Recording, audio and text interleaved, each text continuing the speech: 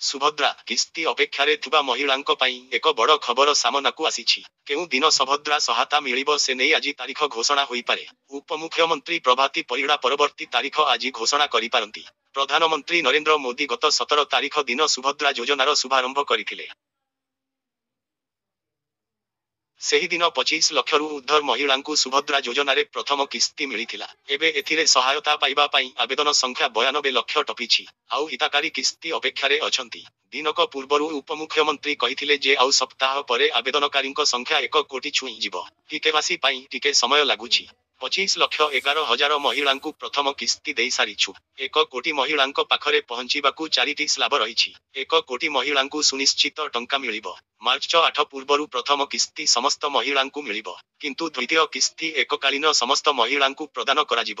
କିଏ ଆଗ ପାଉ ତ କିଏ ପରେ ପାଉଛି।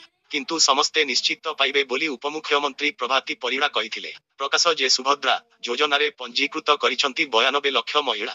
ସେମାନଙ୍କ ମଧ୍ୟରୁ 25 ଲକ୍ଷ ହିତାକାରୀଙ୍କୁ ଟଙ୍କା ପ୍ରଦାନ କରାଯାଇଛି। ସୁଭଦ୍ରା ଯୋଜନାର ଲାଭ ଓଡ଼ିଶାର 1 କୋଟିରୁ ଅଧିକ ମହିଳାଙ୍କୁ ମିଳିବ। ଏହି ଯୋଜନା ମା ଓ ଭଉଣୀମାନଙ୍କୁ ସଶକ୍ତ କରିବ ବୋଲି କହିଛନ୍ତି ମୋଦି।